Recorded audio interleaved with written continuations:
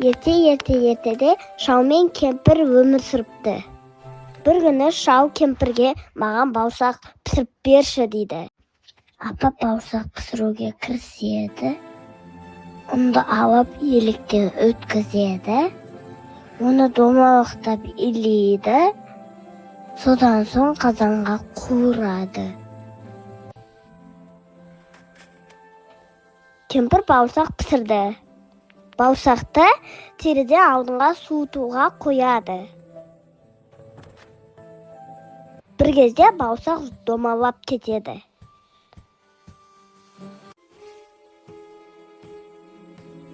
Сөйтіп қоянға кезігеді. Қоян, бауырсақ, мен сені жеймін дейді. Бауырсақ, жемеші, мен саған өрен айт берем дейді.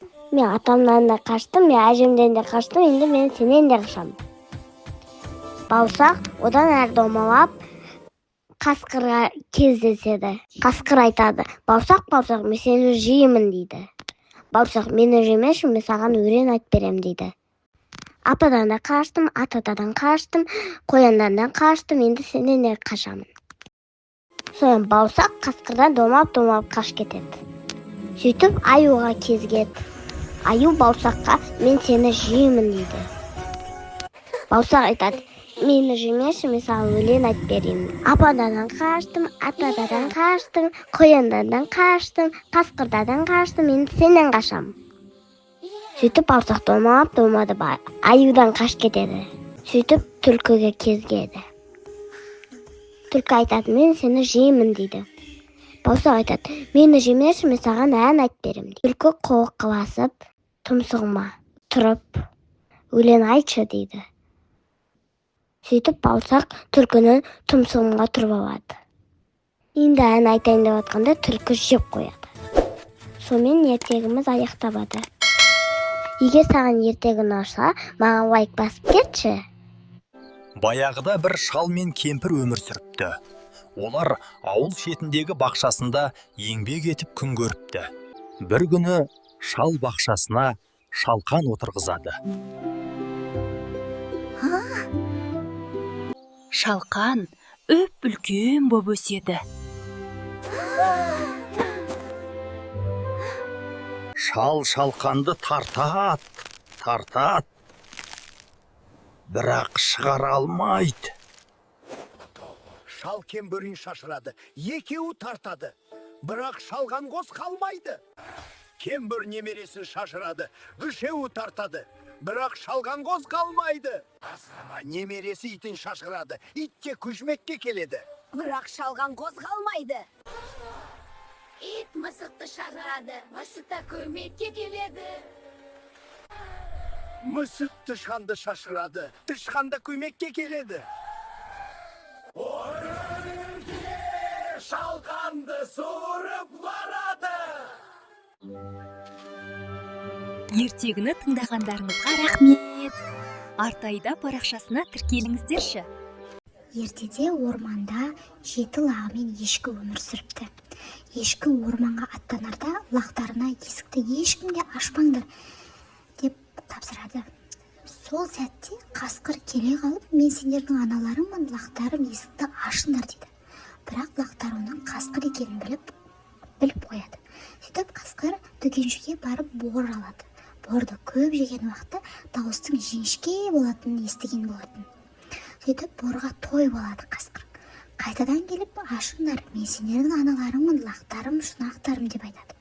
Лақтар оны расымен де анасы екен деп алданып есікті ашып қояды. Дәл осы сәтте қасқыр кіре келіп, әр ешкіні қапқа салып алады. Барлығын ұстамақшы болып, арттарынан қуады. Бірақ дегенімен арасында бір ешкі пештің ішіне тығылып қалған болатын. Оны байқамаған қасқыр қалған 6 лақты қапқа салып алып, орманға қарай аттанып кетеді. Осы сәтте анасы келіп қалып, лақтардың жоқ екенін көріп абыр-сабыр болады. Сөйткенде пештің ішінде отырған қара лағын көріп құшақтап, қалған лақтардың қайда кеткенін сұрайды. Ол барлық жайтты айтып береді анасына. Сөйтіп орманға қарай екеуі аттанып, қалған лақтарды істей бастайды. кеткен кезде қасқыр оларды жеуге дайындап жатқанын байқап көреді. Яғни қазанға отты жағып лақтарды жемекші болады. Осы сәтте анасы ол қасқырға шабуыл жасайды. Онымен төбелеседі. Сөйтіп отырғанда оны бір ұрып талдырады. Қасқыр жерге гүрп етіп құлай қалады.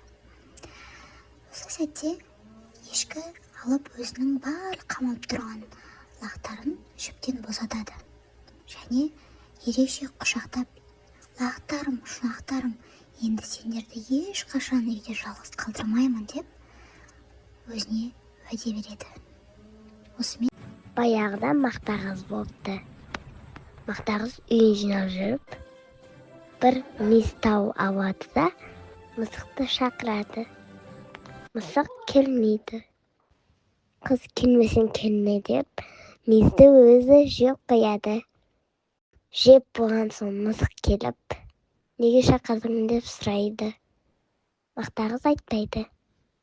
Содан соң мысық ендеше айран төгем дейді да айранын төгіп тастайды. Мақтағыз мысықтың құйрығын кесіп алады. Мысық айтады: апа, құйрығымды берші. Кешір маған, мен қателеседі. Мақтағыз: мен қатығымды төле дейді. Сөйтіп мысық сиырға барады. Сиыр маған айран берші дейді. Сиыр айтады: қарным ашып тұр дейді. Маған жапырақ алып келіп берші. Мысық ағашқа барып, жапырақ маған берші дейді. Ағаш: шөлдеп тұрмын дейді. Маған су алып келіп берсең, саған жапырағымды беремін дейді. Мысық суға бара жатса, су әкеліп жатқан қыздарды көреді. Қыздар, маған су беріңдерші дейді. Қыздар оған: сен бізге сағыз алып келіп берсең, біз саған суды береміз дейді. Мысық дүкенге барады. Ей дүкенші, маған сағыз берші. Дүкенші: маған жұмыртқа бер дейді. Мысық тауыққа барып: тауық, маған жұмыртқа берші дейді. Тауық: бізге дәм алып келіп берсең, біз саған жұмыртқа береміз дейді. Мысық енді не істеймін деп тұрса, тышқанды көреді. Тышқаннан дәм сұрайды. Тышқан оған бір уыс дәм береді.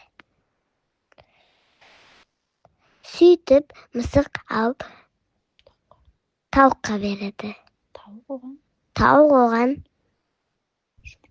жұмыртқа береді. Жұмыртқаны апарып дүкеншіге береді, дүкенші оған сағыз береді. Мысық сағыздарды апарып қыздарға береді. Қыздар оған су береді. Суды алып ағашқа апарады. Ағаш оған жапырағын береді. Жапырақты алып сиырға барады. Сиыр оған айран береді. Айранды алып мақтағызға апарады. Мақтағызға айран береді де, мақтағыз оған құйрығын береді. Сөйтіп ертегіміз аяқталады.